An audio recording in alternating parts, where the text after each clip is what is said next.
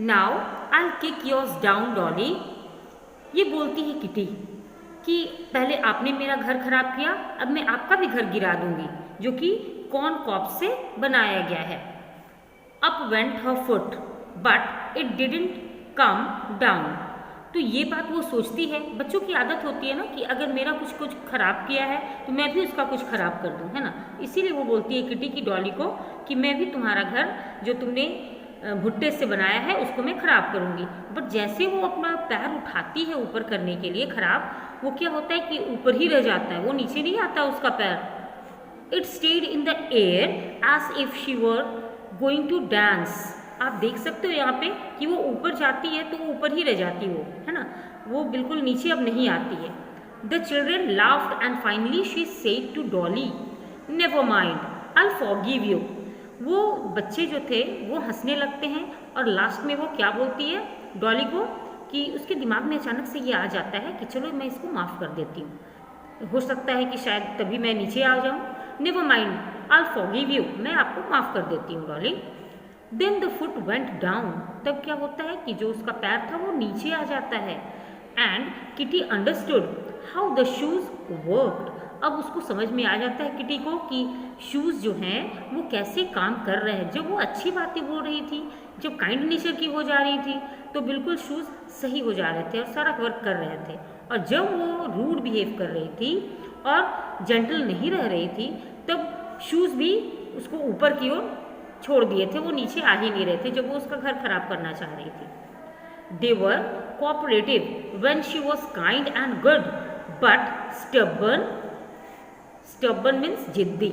लेकिन जब वो कोऑपरेटिव रह रही थी तो बहुत अच्छा काम कर रहा था शूज़, और जब वो जिद्दी हो जा रही थी when she wanted to be naughty, तब क्या हो रहा था कि वो काम नहीं कर रहा था, ठीक है, और वो भी जिद्दी हो जा रहा था। To check this when one of the children's ball bounced over the hedge, she said kindly, now listen to me। पहले ये हम लोग देख लेते हैं। ये चेक करने के लिए कि जूते काम कर रहे हैं कि नहीं, वो क्या करती है कि एक बच्चे का जो बॉल था वो बाउंस हुआ था हेज पे, और वो बहुत प्यार से दया भाव से बोलती है, perhaps I can get it for you. बोलती शायद मैं आपके लिए ये नीचे ला दूँ। परहैप्स मीन्स शायद। The shoes lightly lifted her over the high hedge। जैसे ये मतलब उसके ऊपर कोऑपरेटिव भावना से बोलती है, हेल्प करने की भावना से बोलती है कि मैं आप लोगों का, हो सकता है शायद मैं आप लोगों की लाने में मदद करूं जो बॉल आपका ऊपर गया है, तो वो क्या होता है कि आराम से धीरे धीरे लिफ्ट हो जाती है ऊपर। ऊपर वो चली जाती है हाई हेज के ऊपर। हाई हेज का मतलब होता है, जो हमारे स्कूल में भी है बच्चों, ये हेज का मतलब होता है जो बागान होता है ना, फेंस की तरह बहुत ही सुंदर श्रब में डिज़ाइनिंग की होती है और फेंस की तरह चारों तरफ वो घिरा होता है, दैट इज़ कॉल्ड हेज। तो वो हेज के ऊपर जा करके और बॉल लाने में कामयाब हो जाती है। How could you do it, cried the surprise children. सारे बच्चे बिल्कुल अचंभित थे और वो पूछते हैं कि ये तुम कैसे कर सकती हो भाई, तुमने कैसे कर लिया ये। Kitty laughed and began to dance. Kitty बहुत हंसती है और खुश हो जाती है और डांस करने लगती है। Please that there was a good side to the shoes after all. वो बहुत खुश हो जाती है कि इसका मतलब है कि जूते इस तरह से काम करते हैं कि जब मैं काइंड नेचर की हो जाऊंगी तब। सी twirled and twisted with pretty airy bounds। twirled and twisted का मतलब होता है वो हवा में जब गोल घूमने लगती है, बहुत खुश होकर के डांस करने लग जाती है ये सब देख के। विथ प्रीटी एयरी बाउंड्स मतलब हवा में वो गोल गोल घूमने लग जाती है। Her feet बेविस्ड,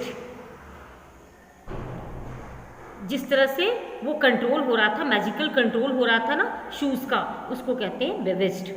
the girls were charmed and tried to imitate her. जो बच्चियां देख रही थी वो उसकी नकल करना चाहती हैं, but no one could and she danced till the bell rang. लेकिन कोई उसकी इमिटेट, उसको नकल तो कर नहीं पा रहा था क्योंकि इसके पास तो मैजिकल शू था और सब लोगों के पास नहीं था, और वो तब तक डांस करती रहती है जब तक कि बेल रिंग स्कूल में नहीं हो जाती है। When kitty reached home her sister said.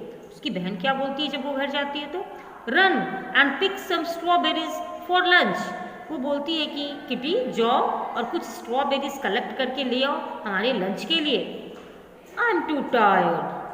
But the shoes landed her in the middle of the strawberry bed with one jump. वो बोलती कि मैं बहुत थक गई हूँ, ये काम मैं जैसे बोलना चाहती थी कि मैं नहीं कर सकती, उसी समय शूज़ जो है उसको ले जाता है कहाँ पे, स्ट्रॉबेरी के बेड, मतलब जहाँ पे स्ट्रॉबेरी का बागान था वहाँ पे उसको ले जाता है एक जंप में.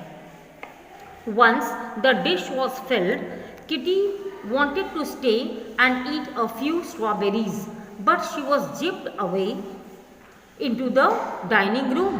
एक बार जो डिश था, जो बोल था, वो भर जाता है स्ट्रॉबेरी से, तो किटी क्या करती है, वो सोचती है कि वहीं पे रुक जाऊं और खा लूँ कुछ स्ट्रॉबेरी वहाँ पे. लेकिन क्या होता है, शी वॉज जिप्ड अवे, लेकिन वो खींची चली जाती है डाइनिंग रूम की तरफ. It's delighted to have a quick errand girl, said her mother. उनकी मम्मी बोलती हैं कि वो बहुत ही अच्छी बात है, बहुत खुशी की बात है कि तुम बहुत ही जल्दी काम करने वाली लड़की हो गई हो, कहा मानने वाली लड़की हो गई हो. Said her mother, will you carry a few bundles to some poor people later. बेटा मैंने यहाँ पे ऐड किया है पुअर, यहाँ पे लिखा हुआ नहीं था लेकिन मैंने यहाँ पे ऐड किया है पुअर पीपल, ठीक है. तो वो अपनी बच्ची से बोलती है कि क्या तुम थोड़े से बंडल्स और भी ला दोगे स्ट्रॉबेरीज के, जो कि हम लोग पुअर पीपल को दे सकते हैं बाद में, गरीब लोगों को. Must I, side kitty while the shoes tapped under the table. वो सोचती कि क्या बोलूँ, हाँ ठीक है मैं देखती हूँ. लेकिन तभी क्या होता है, वो देख रही होती है कि उसके जो टेबल के नीचे शूज़ थे वो टैप करने लग जाते हैं, reminding her that she must whether she liked it और नॉट. उसको याद आ जाता है कि हाँ ये मैं चाहूँ चाहे नहीं चाहूँ, लेकिन मुझे तो ये काम करना ही पड़ेगा क्योंकि मेरे शूज़ उसको करने के लिए मुझे खींच के आगे ले जाएंगे. It would be kind but you may to do as you choose, replied mama. उनकी ममा बोलती हैं कि अच्छी बात है, अगर तुम कर दोगी तो बहुत अच्छी बात है, लेकिन ये आपके ऊपर डिपेंड करता है. अगर आप चूज़ करते हो, आप सोचते हो कि कर सकते हैं तो ठीक है कर लो. Kitty sat very still, she was deciding whether she would go pleasantly or be whisked about against her will. वो सोचती है कि अगर मैं चाहूँ चाहे नहीं चाहूँ ये तो मुझे करना ही पड़ेगा, इसीलिए वो बहुत ही खुश हो करके और ये काम करती है क्योंकि वो जानती है कि फिर वो वहाँ से खींची चली जाएगी अगर वो उसके खिलाफ जाएगी तो. She finally said cheerfully, I'll go mama and later may I come back through fairyland, the place where tall ferns grow in the forest. वो बोलती है ठीक है ना मैं तो कर लूँगी ये काम, लेकिन क्या मैं जाऊँ और फिर वहाँ से वापस आते समय फेरी लैंड चली जाऊँ क्या, जहाँ पे बहुत बड़े बड़े फर्न्स होते हैं फॉरेस्ट में, जंगल में. Permission was happily granted and Kitty trotted away. Permission उनकी मम्मा ने दे दिया और किटी बहुत खुश होकर के और जल्दी जल्दी छोटे छोटे कदम बढ़ाने लग जाती है. Just as the clock struck 4 away when the shoes over the pool the hill and the road. इसके बीच क्या होता है बेटा, वो जाती तो है फेरीलैंड और वहाँ पे बहुत सारे जानवरों के साथ और बर्ड्स के साथ शी स्टार्टेड टू प्ले, वहाँ पे खेलती है उन लोगों के साथ. और फिर जैसे कि 4 बज जाता है तो क्या हो जाता है, वो वापस आने लगती है. Away went the shoes over the pool, फिर से पूल की तरफ से जैसे जैसे वो गई थी उसी तरह से वो वापस आने लगती है. The hill and the road, पहाड़ी पे और फिर रोड में. टिल किटी रिच्ड होम, जब तक कि वो घर नहीं जाती है. इसी तरह से वो स्विफ्टली अपने घर की तरफ आने लग जाती है. कैसे, शूज़ की वजह से. She never forgot the lessons she had learn. वो ये लेसन मतलब जो सबक उसने सीखा वो कभी भी नहीं भूल पाती है. What lesson she learn, last में वो क्या लेसन सीखती है, क्या सबक सीखती है वो भी हम लोग देखते हैं ना. तो ये क्या लेसन सीखती है वो, क्योंकि learn to be kind and helpful towards others. वो किसी के प्रति अब काइंड होना सीख लेती है कि किसी के प्रति जो भी वो बोल रहा है उसका कहाँ माना जाए. The magic shoes made her realise that she should not be naughty and should listen to others.